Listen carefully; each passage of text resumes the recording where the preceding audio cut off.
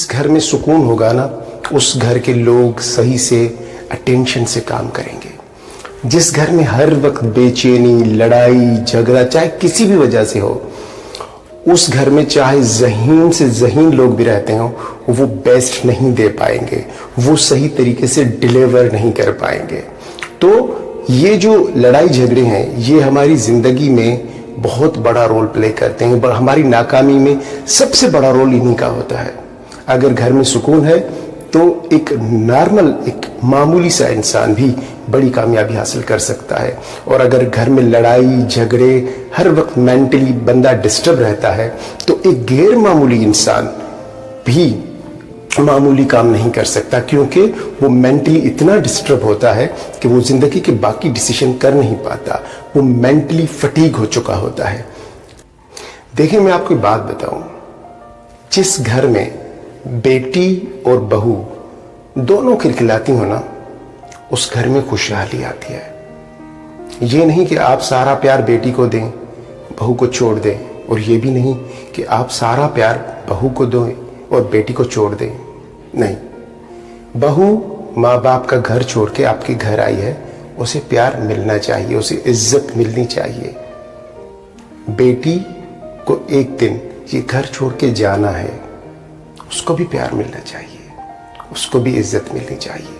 तो ये दोनों, बहू और बेटी, जिस घर में खिलखिलाती होंगी ना, उसी घर में बरकत होगी, उसी घर में खुशहाली होगी, उसी घर के मर्द तरक्की भी करेंगे, क्योंकि उस घर में सुकून होगा, लड़ाई झगड़ा नहीं होगा। आपको एक ऐसी कहानी बता रहा हूं जिसको सुनने के बाद यकीनन ये सास बहू के झगड़े खत्म हो जाने चाहिए।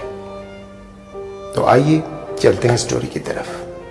कि एक बार सास और बहू में झगड़ा हो जाता है। झगड़ा बड़ा शदीद होता है। बहू घर से निकल के अपने बाप के घर चली जाती है, और जब घर पहुंचती है तो वो बाप से कहती है कि बाबा, मुझे अब ससुराल वापस नहीं जाना, मैं अपनी सास से बहुत तंग आ चुकी हूं। बाप को लगा कि शायद कोई बहुत बड़ा मसला है, इसलिए कहा कि बेटी बैठो और मुकम्मल मुझे बात बताओ, चक्कर क्या है। बेटी ने कहा कि बाबा, बस आप समझें कि मैं अपने सास से बहुत तंग आ चुकी हूँ, मुझे कहीं से भी जहर ला के दें, मैं अपनी सास को देना चाहती हूँ, मर जाए, वरना मेरी ज़िंदगी कभी भी सुकून से नहीं गुजरेगी। और अगर आप मुझे जहर नहीं ला के देंगे तो मैं किसी और जगह से अरेंज कर लूँगी, लेकिन मैं उस औरत को मार दूँगी, वरना उस घर में कभी नहीं जाऊँगी। बाप को अंदाज़ा हो गया कि सिचुएशन बहुत ज़्यादा आगे चली गई है और बहुत खतरनाक मोड़ पे पहुंच चुकी है। खैर, उसके बाप ने उसे बोला कि बेटा, अगर तुम अपनी सास को जहर दोगी तो बाकी ज़िंदगी आप और मैं दोनों जेल में गुजारेंगे, क्योंकि हम दोनों पे ही शक जाएगा और हम दोनों जेल में चले जाएंगे। तो ये अक्लमंदी वाली बात नहीं है। मैं आपको एक ऐसा जहर ला के देता हूँ जो आहिस्ता आहिस्ता से आपकी सास को मारेगा, बस तुम उसको खाने में वो खिलाती रहो। बेटी ने कहा, ये ठीक है। फिर अगले दिन बाप एक डब्बी में एक जहर लेके आके उसने अपनी बेटी को दे दिया और बोला कि इस पाउडर से एक चुटकी हर बार जब उसको खाना दो उसमें मिला दिया करो, और वो आहिस्ता आहिस्ता तुम्हारी सास मर जाएगी। ये स्लो पॉइजन है, उसको एकदम से नहीं मारेगा, ताकि किसी का आपके ऊपर शक न जाए। लड़की बड़ी खुश हुई कि चलो, इस तरीके से कुछ दिनों में सास से जान छूट जाएगी, और वो अपने घर जाने लगी। जब जाने लगी तो बाप ने पीछे से आवाज़ लगाई और बोला कि बेटा, एक बात और याद रखना, क्योंकि अब तुम्हारी सास इस जहर खाने के बाद कुछ दिनों में मर जाएगी, तो जो जितने दिन वो जिंदा है ना, उसके साथ रवैया बड़ा अच्छा रखो, उसकी हर बात मानो, उससे कभी लड़ाई झगड़ा नहीं करना। क्यों? इससे ये होगा कि किसी का शक भी तुम्हारी तरफ नहीं जाएगा। समझ गए मेरी बात? बेटी ने कहा, हाँ बिल्कुल, अब कुछ दिनों के लिए तो बर्दाश्त किया जा सकता है। असल में बात ये होती है कि सास जो होती है वो पुराने ख्यालात की होती है और बहू मॉडर्न होती है, तो दोनों के ख्यालात मिलते नहीं है। कहीं सास की गलती होती है, कहीं बहू की गलती होती है, लेकिन वो लड़ाई झगड़ा चलता रहता है। बहू अपना लड़की जो है अपने घर चली गई और जब भी अब खाना बनाती, सुबह का नाश्ता बनाती, लंच करते का या डिनर का, तो उसमें वो थोड़ी सी चुटकी जहर की मिला देती और ये सिलसिला चलता रहा। लेकिन अलबत्ता अब लड़की के रवैये में फ़र्क आ चुका था। अब जब भी उसकी सास उसे कुछ बोलती थी वो जवाब नहीं देती, मुस्कुरा के चली जाती, क्योंकि उसको अंदाज़ा था कि कुछ दिनों के लिए तो मेहमान है, अब इससे क्या लड़ना।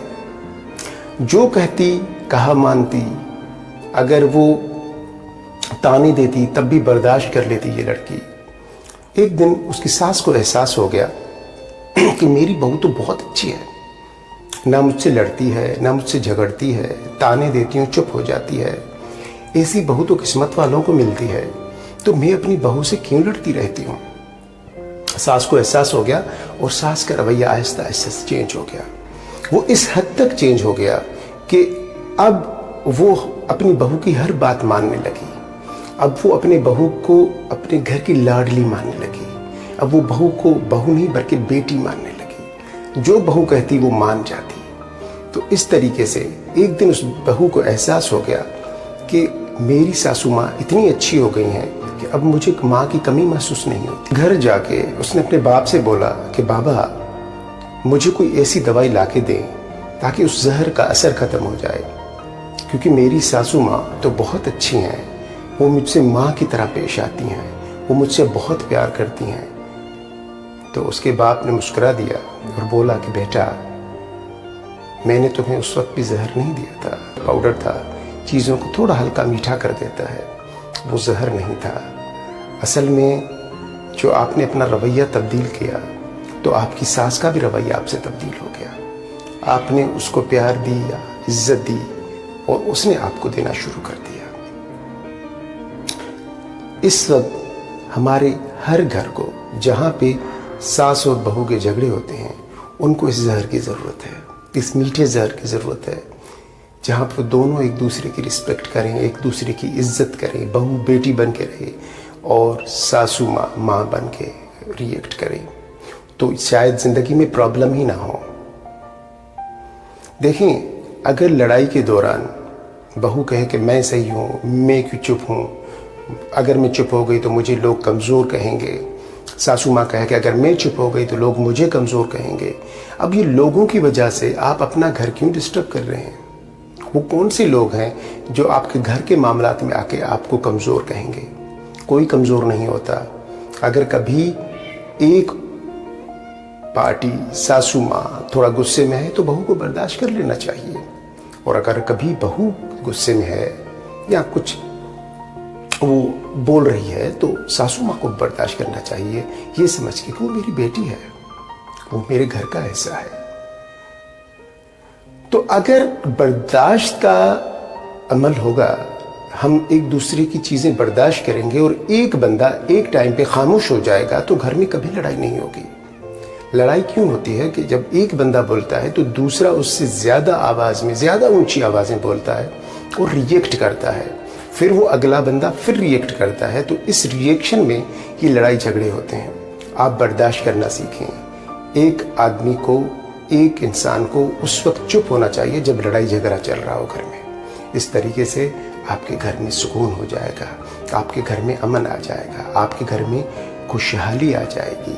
तो चाहे वो सास हो चाहे वो बहू हो, आप दोनों को बहुत ज़्यादा ख्याल करना है, क्योंकि ये मामला आपके घर का है, ये किसी और का नहीं, ना ये लोगों का मामला है।